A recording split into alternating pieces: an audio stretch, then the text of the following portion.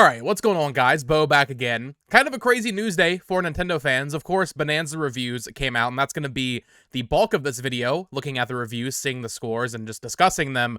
But also, we finally got the casting for the live-action Zelda movie, at least for Link and Zelda. This came straight from the main Nintendo account on Twitter, saying, "This is Miyamoto. I am pleased to announce that for the live-action film of The Legend of Zelda, Zelda will be played by Bo Bragason-san, and Link will be played by Benjamin Evan Ainsworth-san. I am very much looking forward to seeing them both on the big screen. The film is scheduled to be released in theaters on May 7, 2027. So, very cool. I was not expecting this. I was expecting, some, more mainstream actors.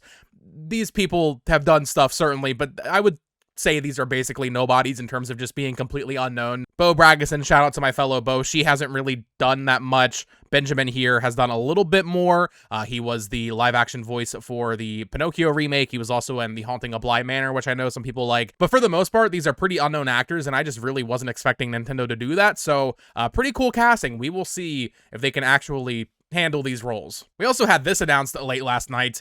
They are doing a Splatoon Test Fire ARMS Global Test Punch style demo beta for Dragon Drive in August, which I guess that's a good thing to hopefully sell some people on the game, hopefully convince me to be excited for this game. But on August 9th and 10th, we are getting the Dragon Drive Global Jam, and they're doing the same thing with the other test fires they've done where it's, a 4-hour block with different times that you can actually play. So I'll be streaming this in August. It's only a couple of days before the actual game releases, which is kind of weird to me. But yeah, Switch Online members will get a chance to play Dragon Drive a little bit early, and maybe you'll be convinced to buy the game, or maybe this global jam is going to be basically the full game.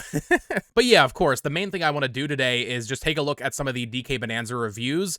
Now, my prediction for the Metacritic score has been kind of in that like 89 to 93 range, and it looks like that's where things are really going to settle, maybe on the lower end of that. Currently on Metacritic, the reviews have been out for like an hour. Some are still, coming through. It's at a 91 on Metacritic, which is a great score. Obviously, that's an incredible score. I think that's quite a few points higher than Mario Kart World was. I'm seeing a lot of 10s. I know IGN gave it a 10. I think Washington Post gave it a perfect score. So there are perfect reviews. There are also some more nitpicky reviews, people really harkening on the performance and like the camera and how that feels. But a 91 is incredible. Highest rated Donkey Kong game ever.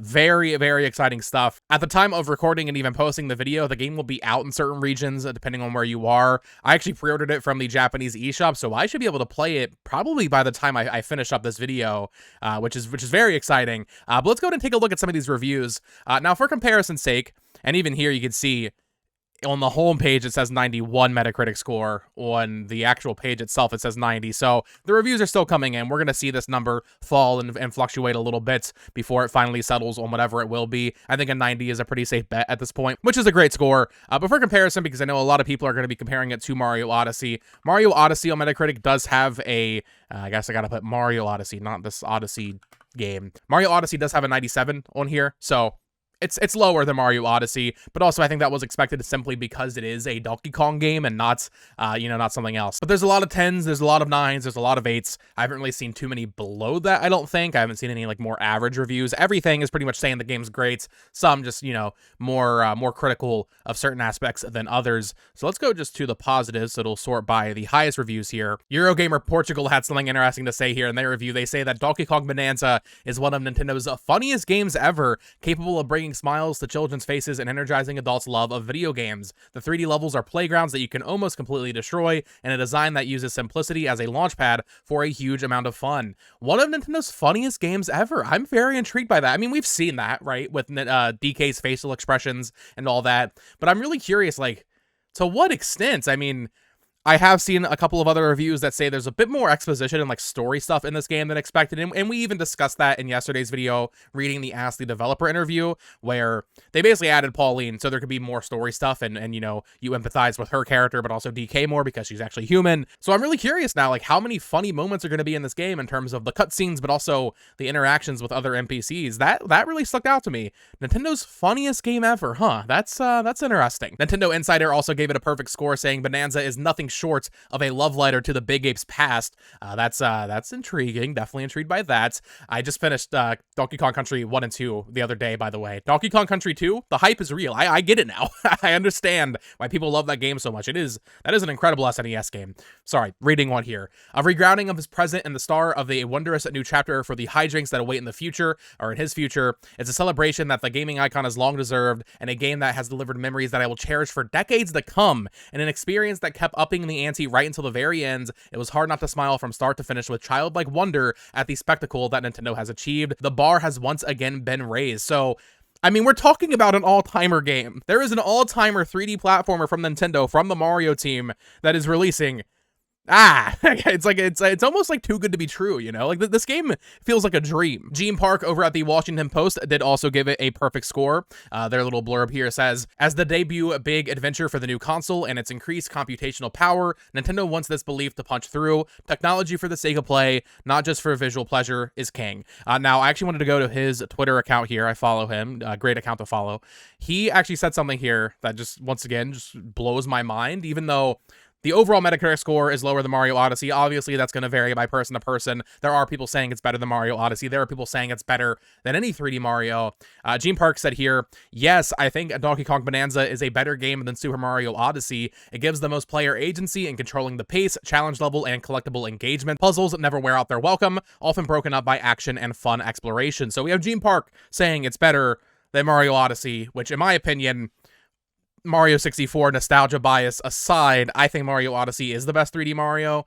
So if it's, I mean, the fact that we're even getting a game of this caliber in the same conversation as the 3D Mario series, which, you know, often make up some of the greatest games I've ever played, dude, it's so exciting. Genuinely, it's so exciting.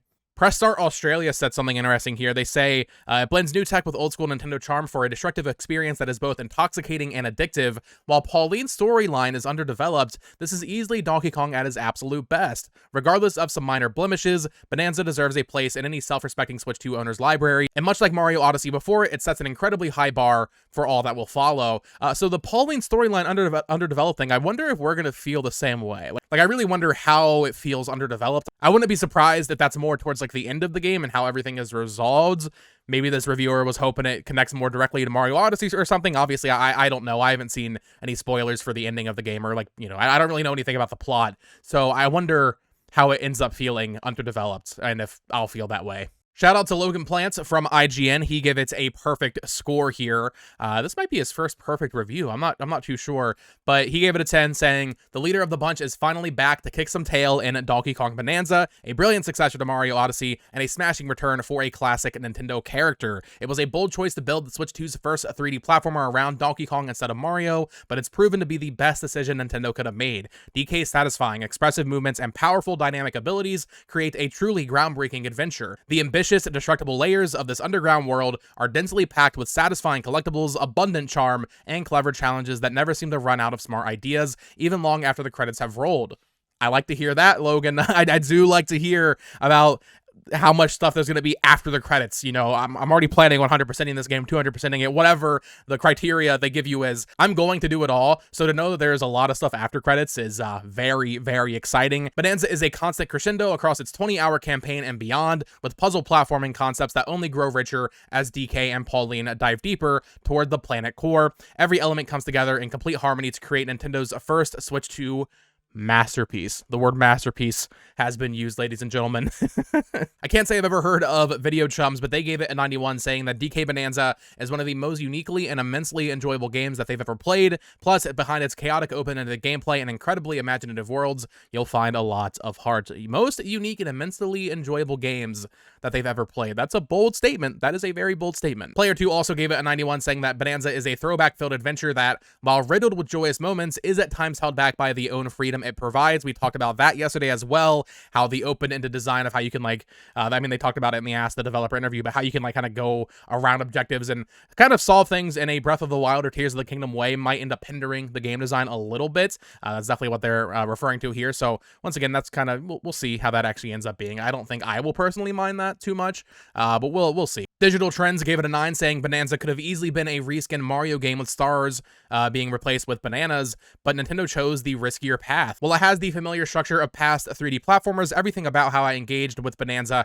felt like a deconstruction of the genre, pun intended. While it may stick a bit too close to a familiar core structure, Bananza goes deep in exploring clever and unique ways to use its destructive systems to build a confident new platformer. I like hearing that it is like, it could have been just a Mario reskin, but no, it really does do its own thing. And while, yes, there will be comparisons drawn, obviously, it still stands as its own thing and its own take on the 3D platformer genre. This review says that Bananza is just the best Switch 2 exclusive so far.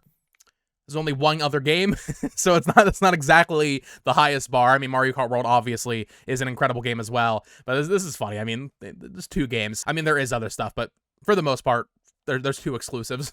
Though I would be surprised if Bananza ends up being better than Welcome Tour, I gotta be honest. So many of these little review blurbs mentioned Mario Odyssey specifically. My Nintendo News gave it a 9, saying, if you enjoyed Mario Odyssey, Bananza is sure to make you sing your heart out. We also have a 9 from Sector SK, saying a fresh and ambitious 3D platformer that builds on Odyssey's strengths. DK Bananza trades a tradition for freedom and mostly succeeds. So once again, there are some issues there.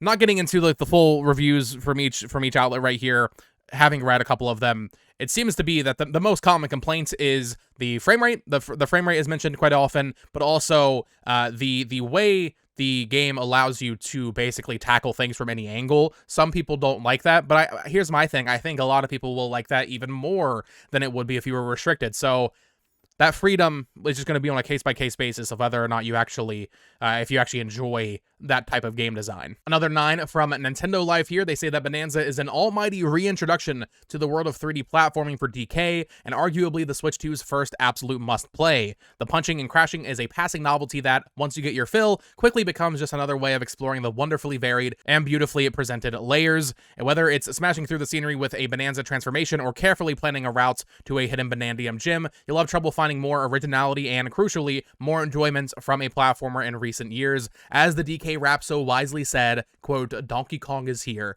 Now let's just hope he stays. There's something so beautiful about quoting the DK rap here. Now, to be fair, I don't want to read just only the 90+ scores here, so we have an 8 out of 10 from The Guardian, which is still an incredible score. They say, I'm not sure Bananza has the same legs as Mario Odyssey, where that game blossomed in a rich post-credit in-game. DK lives more in the moment, moving ever forward, chewing through new ideas, and never stopping to pulverize the roses. Come the game's epic climax, he has smashed through concrete, rubber, watermelon, ostrich eggs, entire Donkey Kong Country homages. We've seen that in the 2D sections. Glitter balls, even the NPCs he's trying to protect. If the weight of the Switch 2 does lie on his shoulders, that's just one more tool to bash a hole in the universe. His appetite for destruction is infectious. I feel like this is a little overdramatic. I don't think the weight of the Switch 2 is on Bananza's shoulders. Mario Kart World, even if it doesn't review quite as well as a Bananza, is a much bigger deal and a much more important game to the console, but still, you know, a little bit more, I don't want to say negative, I mean, it's still an 8.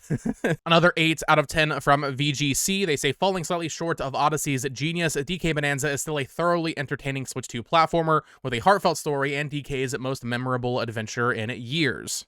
But I mean, I'm scrolling through here, and I mean, an 8 out of 10 really seems to be like the bottom. You know, like there's not much below that. In fact, I'm not seeing anything below that right now. At least that'll let me load because the website seems broken here. But mostly 9s, some 10s, mostly 9s, and a couple of 8s sprinkled throughout. And I'm sure there will end up being a couple of reviews that go below that. But overall, as you can see here, 79 positive reviews, nothing mixed, nothing negative. This is a clear must-play if you like 3D Mario, if you like Donkey Kong. Donkey Kong Bananza, while it might end up having some technical issues and some people might not be a fan of the overall design and the freedom of exploration in this game, it is a clear must-play for anybody who likes Mario and Nintendo and Donkey Kong. So that is going to do it for today's video. Just wanted to hop on here and take a look at some of these reviews. Like I said, I'm going to go hopefully play the game. I think it should be unlocking right about now on my Switch 2. So I will have another video playing the game and talking about it even more in depth. Maybe later today, maybe tomorrow morning. We will see. Let me know your thoughts in the comments down below. Let me know your hype level. On a scale of 1 to 10, what is your hype level for Donkey Kong Bananza? If you made it to the end of the video, comment that down below. I want to hear your thoughts. And until next time, folks, peace.